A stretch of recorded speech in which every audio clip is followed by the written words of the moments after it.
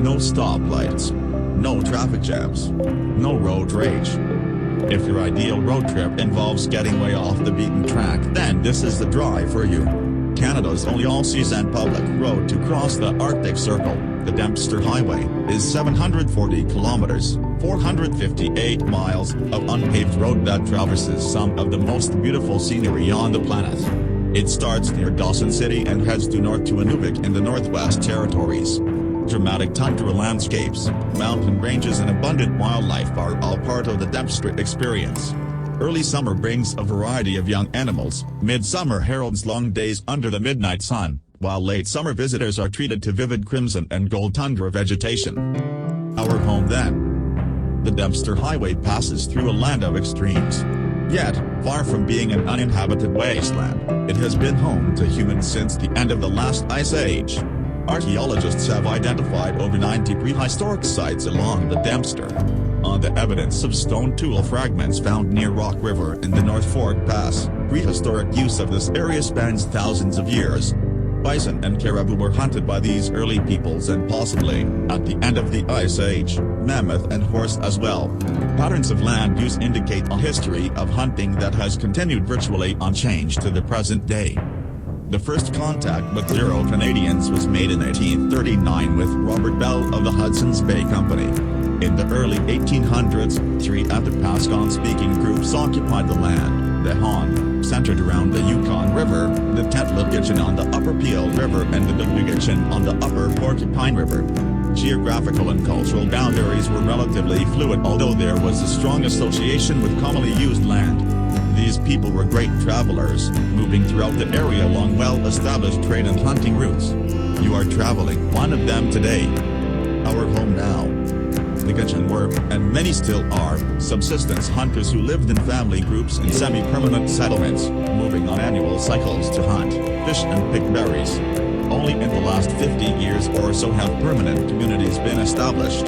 While the archaeological record gives us some insight into their lives, the strong oral tradition of the Gitchen peoples gives us their own history.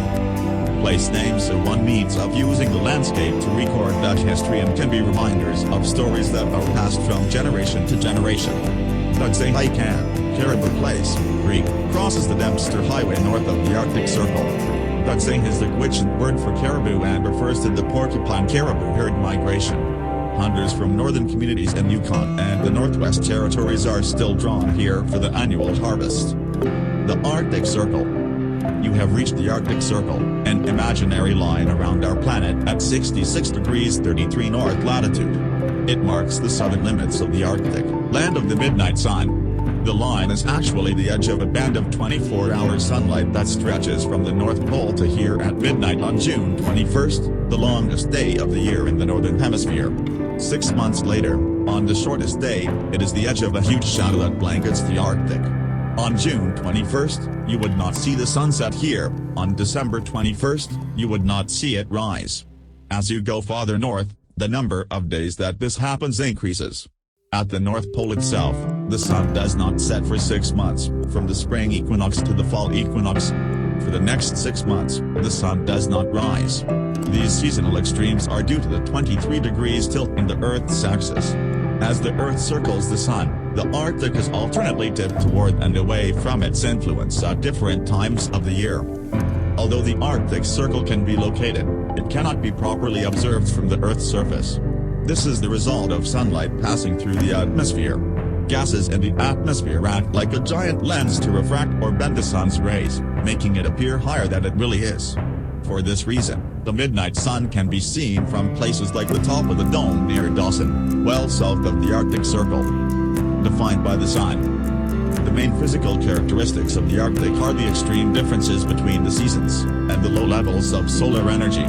Because of the Earth's curve, sunlight strikes the Arctic at a different angle than nearer the equator, and the energy within those rays is spread over a larger area. This lowers the amount of available heat. Solar energy is also lost when rays bounce off of the atmosphere, and still more is absorbed by the greater distance it must travel through the atmosphere. When the ground is covered with snow and ice, a highly reflective surface, up to 80% of this solar energy is reflected back into space.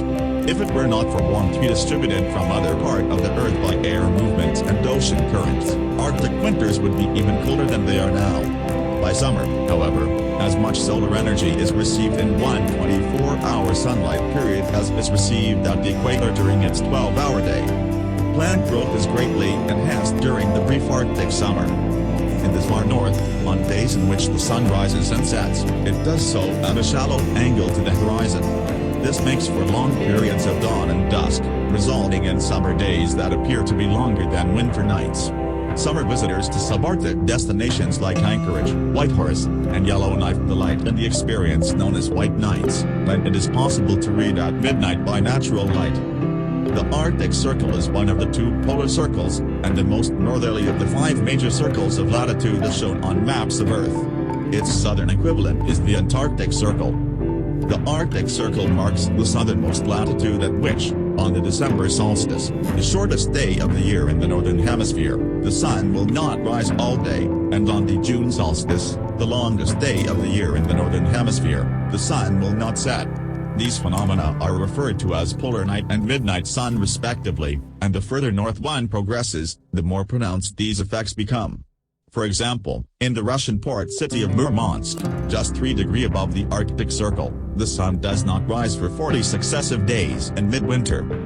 Its latitude depends on the Earth's axial tilt, which fluctuates within a margin of more than 2 degrees over a 41,000-year period, owing to tidal forces resulting from the orbit of the Moon. Consequently, the Arctic Circle is currently drifting northwards at a speed of about 14.5 meters, 48 feet, per year.